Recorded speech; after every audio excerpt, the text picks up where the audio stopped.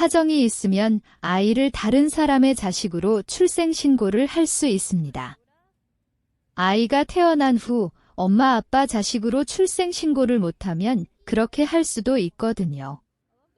미혼모로 출생 신고를 안 하고 미혼부로도 출생 신고를 안 하고요. 그러다 보면 지인이나 친척의 자식으로 출생 신고를 할 수 있고요. 형제나 자매에게 부탁해서 자식으로 출생 신고를 할 수 있으니까요. 이렇게 출생 신고가 잘못되어 다른 사람의 자식으로 되어 있을 때는 다시 정정을 하게 됩니다.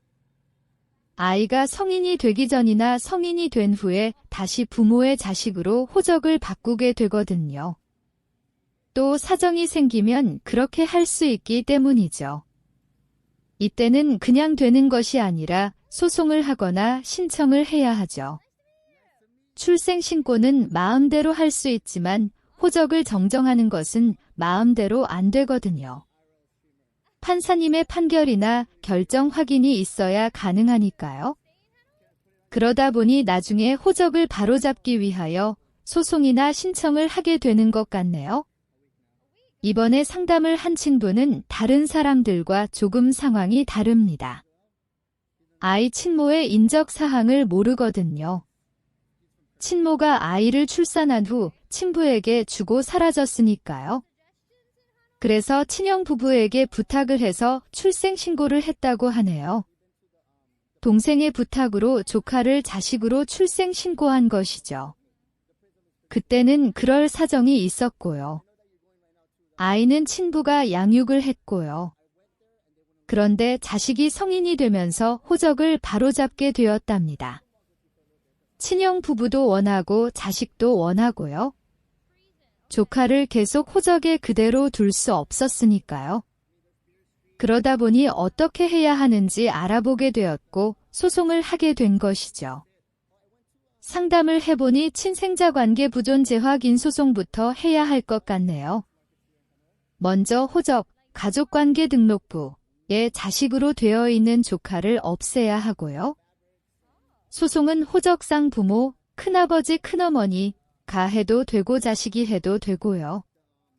친자식, 친부모가 아니라는 판결을 받으면 호적에서 정리가 되니까요. 그런 다음에 친부가 자식의 출생 확인 신청을 해야 합니다. 자식의 출생증명서가 없기 때문에 확인을 받아야 하거든요. 그래야 판사님의 확인으로 출생 확인을 받아서 출생 신고를 할 수 있고요. 이때는 친부가 인지 신고를 한 것으로 되고요. 그래서 먼저 친생자 관계 부존재 확인 청구에 필요한 서류부터 준비해야 하죠. 소송에 필요한 서류는 원고와 피고의 기본증명서, 가족관계증명서, 혼인관계증명서, 주민등록초본이 필요하고요. 유전검사를 한 시험 성적서가 필요하고요. 유전자 검사는 자식하고 친부가 검사를 해야 합니다. 두 사람이 친자관계가 성립된다는 시험 성적서를 받게 되고요. 그러면 친부의 자식이라는 증거가 되고 호적상부, 큰아버지의 자식이 아니라는 증거가 되고요. 또한 호적상모, 큰어머니하고도 유전자 검사를 해야 하죠. 그러면 두 사람이 친자관계가 성립되지 않는다는 시험 성적서를 받게 되고요. 그래야 큰어머니의 자식이 아니라는 증거가 되고요. 이렇게 서류를 준비가 되면 친생자 관계 부존재 확인 청구 소장부터 접수하면 될 것 같네요. 소장은 피고, 상대방, 주소지 관할법원에 접수하고요. 소장이 접수되면 법원에서 피고에게 소장 부본을 송달할 것이고요. 피고가 소장이 오면 바로 받고요. 그리고 인정하는 답변서를 제출하고요. 그러면 변론 기일이 지정될 겁니다. 이때는 소송을 한 원고만 출석하면 되고요. 판사님이 재판을 한 번 하고 종결한 후 선고 일자를 지정할 것이고요. 그런 다음에 선고하는 날 판결을 하면 판결문이 송달되고요. 판결문을 오면 바로 받고요. 그래야 이후에 확정이 되고 증명원을 발급받아 신고를 하면 되니까요. 그리고 친생자 관계 무존재 확인 판결을 신고하면 큰아버지의 호적에서 없어집니다.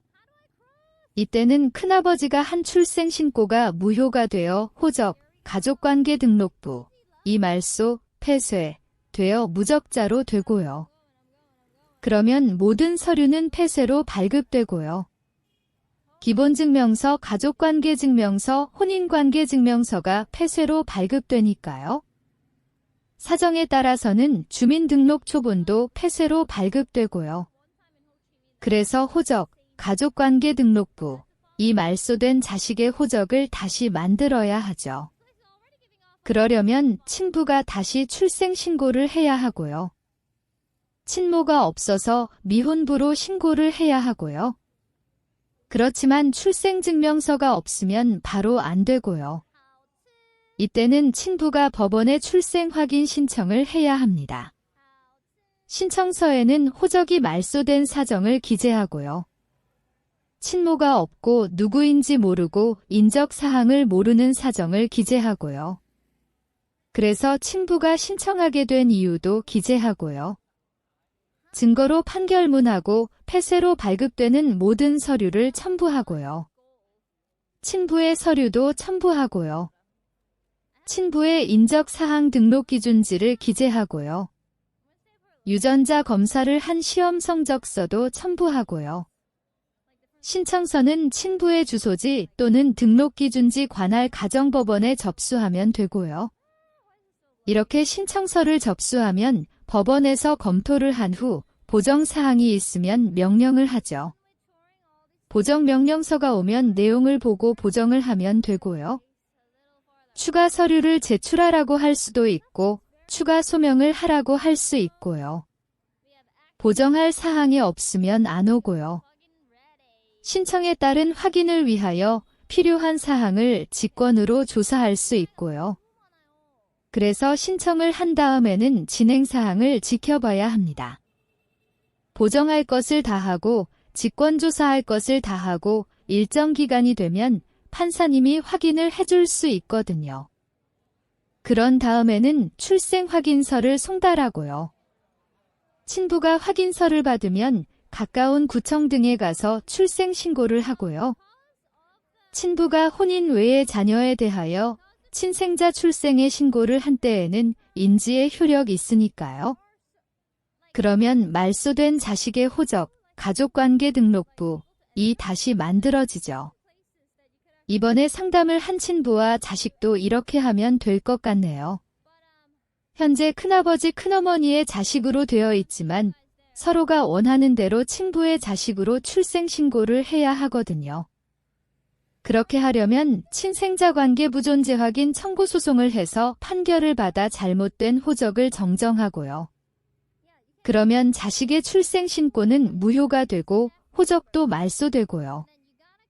그래서 친부가 출생 확인 신청을 해서 확인서를 받아 다시 출생신고를 해야 하고요. 그때는 모든 것이 정상으로 돌아오게 되니까요. 저희가 호적 관련 친생자 소송 상담을 해보면 이런 사례가 정말 많은 것 같습니다. 호적에 있는 부모가 모두 친부모가 아닌 경우가 많고요. 부는 친부가 맞고 모만 친모가 아닌 경우도 많고요. 그러다 보니 출생신고를 한 부나 모가 소송을 하면 판결로 출생신고가 무효가 되고요. 친생자 관계 무존재 확인 판결이 나면 그렇게 되거든요. 그렇게 되면 호적이 말소되고요. 말소된 호적을 다시 만들려면 친부모가 있어야 하고요.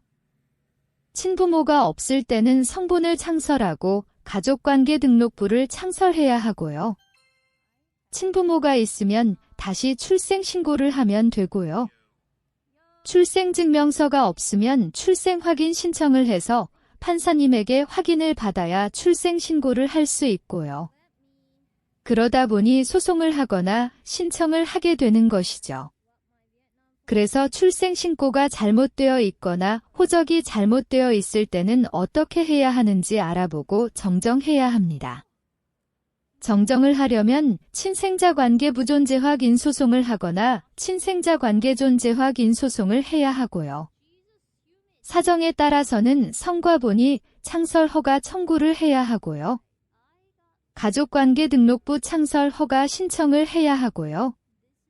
출생 확인 신청을 해야 하고요. 저희처럼 경험이 많은 곳에서 자세하게 알려드리니까요. 그렇기 때문에 언제든지 상담을 받아보고 준비를 한 후 소송이나 신청을 해서 잘못된 호적을 바로잡으시기 바랍니다. 그래야 더 이상 신경 쓰지 않고 마음 편하게 살 수 있거든요. 그리고 잘못된 호적은 정정해야 하고요.